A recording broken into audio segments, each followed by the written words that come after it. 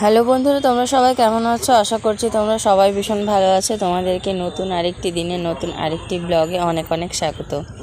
তো বন্ধুরা, থাম্বনেল দেখে তো বুঝতেই পেরেছো আজকে আমার ভিডিওটা কী বিষয় নিয়ে রয়েছে।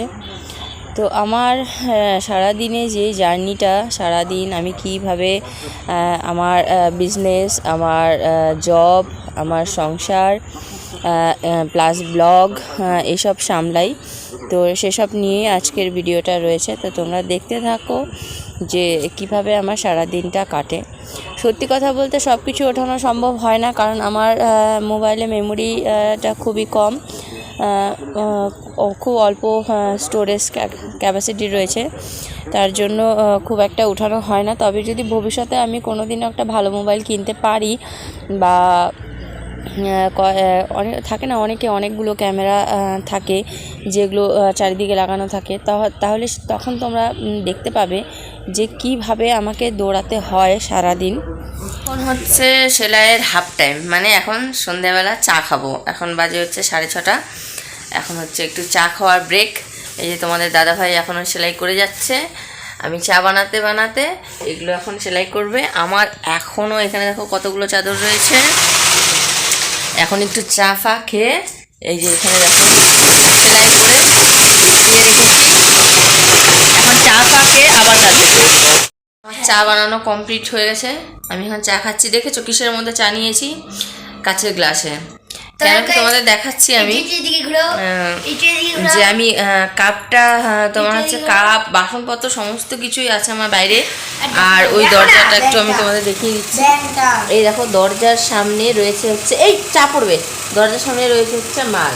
আমি ওই পাশে মানে চাদরগুলো ওখানে রাখা আছে, তো আমরা এগুলোকে মাল বলি, যার জন্য বারবার মুখে মাল চলে আসে। তো যেহেতু যাই হোক, তো দরজার সামনে রাখা আছে, তার জন্য আমি মানে ইয়ে করতে ওগুলো আনতে পারলাম না, তার জন্য গ্লাসে চা নিয়েছি।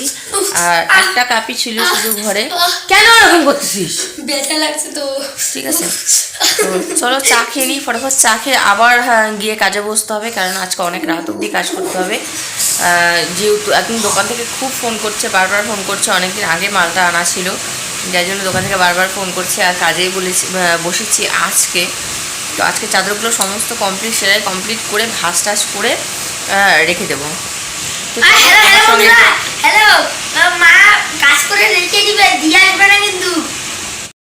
আমার এখন সেলাই করা কমপ্লিট হয়ে গেছে, এই দেখতে পাচ্ছ একটাও নেই। আমার যেগুলো সেলাই করা ছিল সেলাই করে ফেলেছি। এখন দেখতে পাচ্ছ এই যে এখানে তোমাদের দাদা ভাইয়ের কিছুটা বাকি আছে, ও কমপ্লিট করবে ওটা। আমি এতক্ষণ একটু রুটি বানাবো, তার জন্য আটা মাখবো। সেলাই করা কমপ্লিট হয়ে গেছে, তোমাদের দাদাভাই এখনও সেলাই করছে। আর আমি হচ্ছে যেহেতু ও চাদরটা সেলাই করতে মিনিমাম 5-6 মিনিট সময় লাগবে, ততক্ষণ আমি আটাটা মেখে নিব। কারণ আটাটা মেখে রাখলে তারপরে আমি চলে যাবো হচ্ছে ভাঁজ করতে চাদরগুলো ভাঁজ করে তারপরে আটাটাকে রুটি বানিয়ে তারপরে খাওয়া দাওয়া করে শুয়ে পড়বো। কারণ ভাঁজটা করতে হবে, আগে আটাটা মেখে নিই।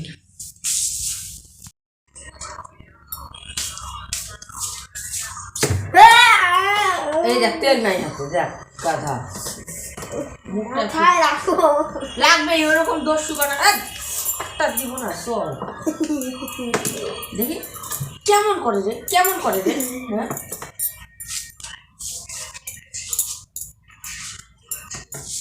না সাধারণ অসাধারণ তুই সোজা হয়ে বসতো, সোজা হয়ে টনটনা হয়ে বস। হ্যাঁ টনটনা হয়ে বসবো।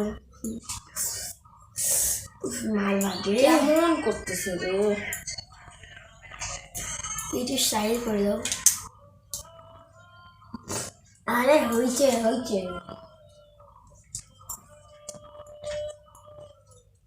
দে দে দে।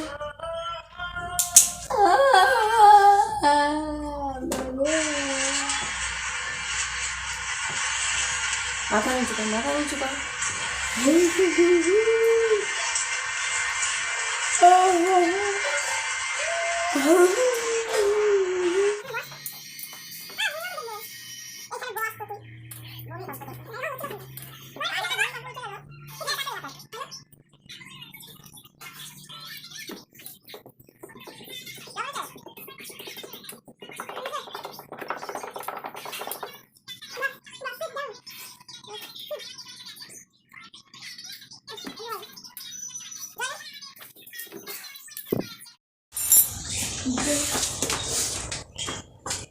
ভিডিও যাওয়ার সময় করতে হয়।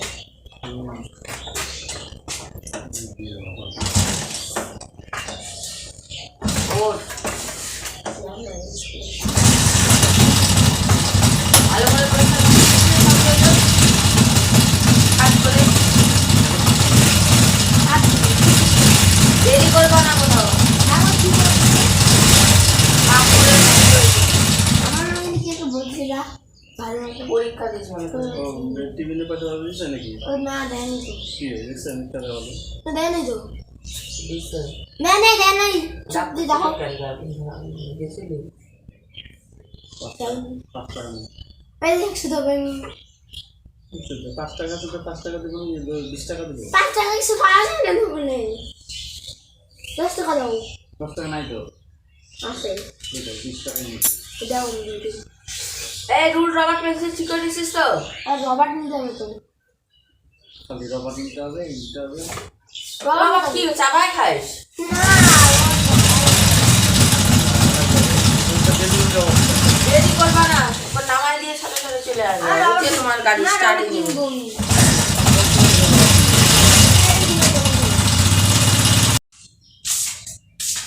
এই দেখতে পাচ্ছ কালকের সবজিটা, কালকে যেটা কেটে নিয়েছিলাম কিন্তু রান্না করতে পারিনি। আর এখন তোমার দাদাভাই গেছে হচ্ছে স্কুলে ছেলেকে দিতে, আর এই ফাঁকে আমি সবজিটা বসিয়ে নিই, নাহলে তোমাদের দাদাভাই এলে আর সবজিটা আমি বসাতে পারবো না। কারণ কেউ বলবে আগে চাদরগুলো ভাঁজ করে নাও, তারপরে আমার আর রান্না হবে না। তার জন্য আমি ফটাফট করে সবজিটা এখন বসিয়ে দিই, তারপর তোমার দাদাভাই চলে এলেও কোনো ব্যাপার না, একা একা হতে থাকবে। আর হচ্ছে তোমাদের তো কালকে রাতে চাদরগুলো ভাঁজ করানো আর দেখানো হয়নি, আমি এখন মানে ক্যামেরা করবো। আর তোমাদের দাদাভাইয়ের সামনে না ক্যামেরা করা খুব মুশকিল, খুব রেগে যায়। তো চলো আমি ফটাফট কথা না বাড়িয়ে ফটাফট রান্না করে নিই।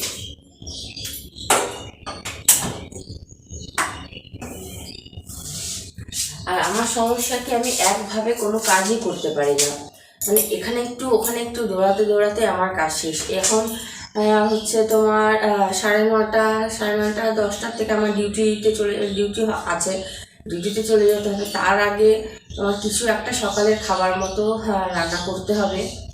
আর তবে সংসারের তো যাবতীয় কাজ রয়েছে, ঠিকভাবে আমি গুছিয়ে করতে পারি না, কারণ একবার এদিকে দৌড়াতে হয় একবার ওদিকে দৌড়াতে হয়। তো এগুলো পড়ে থাকে, একটু এলোমেলো হয়ে থাকে। যখন আবার ফাঁকা সময় পাই একটু করে নিই। তারপরে তো এখন আমার একটা কাজ জুড়েছে, সেটা হচ্ছে ব্লগিং। তো আমার মানে সারা দিনটা এরকম হুড়ো পাড়া করে একবার এই দিক একবার ওই দিক, একবার এই কাজ একবার ওই কাজ, এভাবেই কেটে যায়। চলো আগে রান্নাটা করে নিই। আচ্ছা, কড়াইটা গরম হতে হতে আমি অন্য আরেকটি কাজ করে নিই।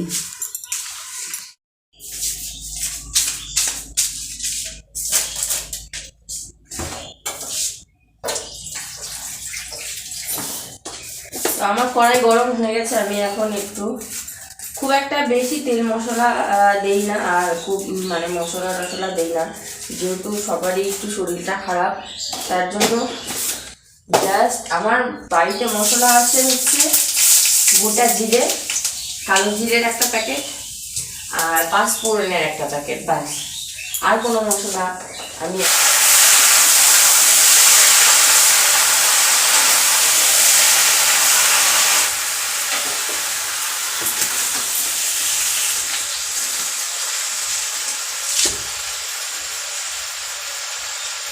এটা বসিয়ে দিয়েছি। ততক্ষণে আমি এগুলো একটু পরিষ্কার করে দিই, কারণ তোমার দাদাভাই একটা 5-10 মিনিট সময় লাগবে। তো 5-10 মিনিট সময়ের মধ্যে আমি একটু ঘরটাকে একটু পরিষ্কার করে নিই, যতটা পারি ততটা করে নিই, তাহলে এলেই দেখবে আমাকে আর এখানে আর কিচ্ছু করতে পারবো না, চলে যেতে হবে আমাকে চাদর ভাঁজ করতে। তার জন্য তোমাদের দাদাভাইয়ের আসা পর্যন্ত তাড়াতাড়ি করে যতটা পারি গুছিয়ে নিই।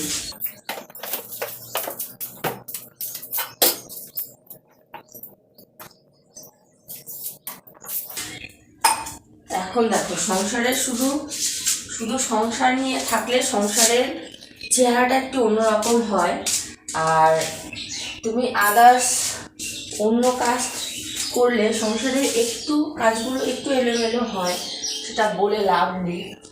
আর আমার তো আরও বেশি হয়, কারণ একবার সংসারের কাজ, তারপরে যেটা রয়েছে সেটা হচ্ছে আমার সেলাইয়ের আমার বিজনেস, তারপরে আছে হচ্ছে আমার তোমার ডিউটি, সেটাও করতে হয়। তার জন্য আমার একটু অবসর ভাবটা একটু বেশি থাকে। তাও ফাঁকে ফাঁকে আমি চেষ্টা করি যে একটু পরিষ্কার করে রাখার, যতটা করা যায় আর কি।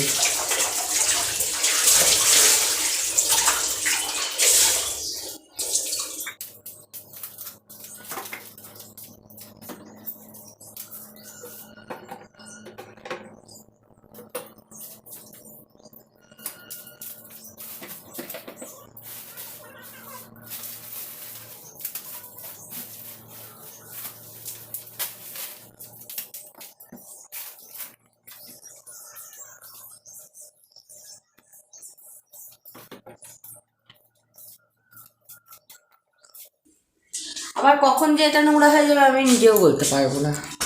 এই তো এখন গোছালাম, কিন্তু দেখবে কখন যেগুলো আবার আগের মতো বেড়া হয়ে যাবে। ওই তাড়াহুড়ার সময় মনে করো হাতে একটা জিনিস আছে, কোথায় রাখবো, হয়তো ওখানেই রেখে দিলাম টেবিলের মধ্যে, তো ওখানে রেখে যায়। এইভাবে করে আরও মানে বেশি একটু এলোমেলো হয়ে যায়। আমার সংসারের কাজগুলো করতে হয় ফাঁকে ফাঁকে, মানে যখন একটু ফাঁকা সময় পেলাম সেই সময়টাতে সংসারের কাজগুলো করতে হয়। আর বাকি টাইম আমার সেলাই আর আমার ডিউটির মধ্যেই বেশি সময়টা চলে যায়। আর সংসারের কাজগুলো মনে করো আমাকে ফাঁকা ফাঁকা সময় করতে হয়। এই একটু সময় পেলাম, পট করে একটা কিছু করে নিলাম, এরকম।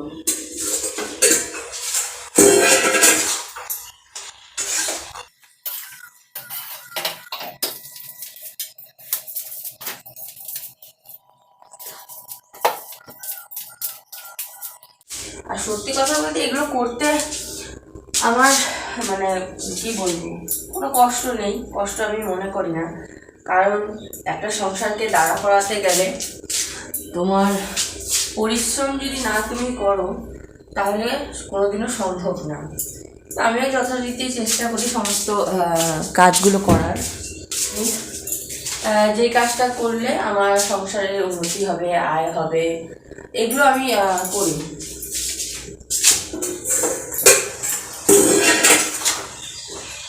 তো তোমাদের দাদাভাই এসেই তাগাদা দিতে শুরু করেছে, চলো চলো চাদর ভাঁজ করবে। আর তাগাদা দেওয়ার কারণ আছে, কারণ আমার হাতে বেশি সময় নেই, কারণ আমাকে আবার 10টার মধ্যে ডিউটি জয়েন করতে হবে, তার জন্য বেশি সময় থাকে না। তো সকালবেলাটা একটু তাড়াই থাকে। আর যেই কাজটা এতগুলো চাদর ঘরের মধ্যে এলোমেলো হয়ে থাকলে একটু অসুবিধে হয় চলাফেরা করা, তার জন্য। আর এই কাজটা যেহেতু দুজনের কাজ, এক এক করলে চাদরগুলো ভাঁজ ভালো হয় না, তো তার জন্য দুজন মিলেই করলে তাড়াতাড়িও হয় কাজটা, আর কাজটা সুন্দর, ভাঁজটাও মানে সুন্দর হয়।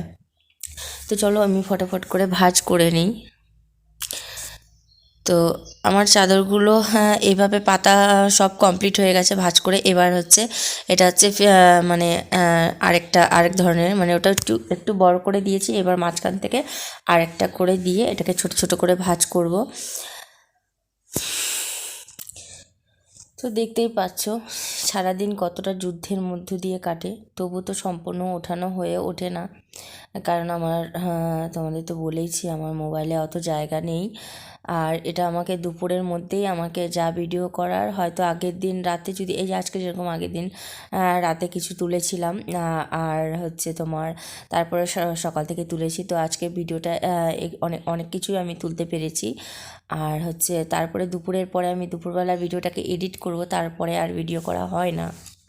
ওটাকে এডিট করে পোস্ট করে সমস্ত ভিডিও আবার মোবাইল থেকে ডিলিট করে স্টোর খালি করে তারপরে আবার আমাকে আবার ভিডিও শ্যুট করতে হয়। তো এখানে দেখতে পাচ্ছ তোমার দাদাভাই ক্যামেরা ধরলে রেগে যায়, তবুও আমি ধরেছি, কারণ তোমাদেরকে একটা কথা জানানোর জন্য, যে তোমাদের দাদাভাই আমি দুজনে মিলেই আমরা সারাদিন সত্যি খুব পরিশ্রম করি, কিন্তু আমাদের যে বাড়িতে লোকজন আছে তারা মনে করে আমরা কোনো কাজের না, খুব কষ্ট হয়। স্নান করে বেরোতেই তোমাদের দাদাভাই বললো যে ছেলেকে নিয়ে এসে, ও খেতে বসেছে, তো তার জন্য ওর খাওয়া হয়নি। এখন প্রায় 38 বেজে গেছে, ছেলের ছুটি হয়ে গেছে। আমি স্নান করে অমনি চলে এসেছি দৌড়াতে দৌড়াতে, যে ছেলে দাঁড়িয়ে আছে রাস্তার মধ্যে। ও বাবা, এসে দেখছি ছুটি দেয়নি এখনো স্কুল। আর আমি দেখো স্নান করে বেরিয়ে মানে মাথাটা খুলতেও পারিনি। দেখো এসে দেখি স্কুল ছুটিই দেয়নি, দেখতে পাচ্ছ? ওফ, আর আমি এত হুড়োহুড়ি করে এলাম। তখন দাদাভাই খেয়ে দিয়ে সুন্দর দিব্যি আসতে পারতো, আর আমাকে এরকম দৌড়াতে দৌড়াতে আসতে হলো।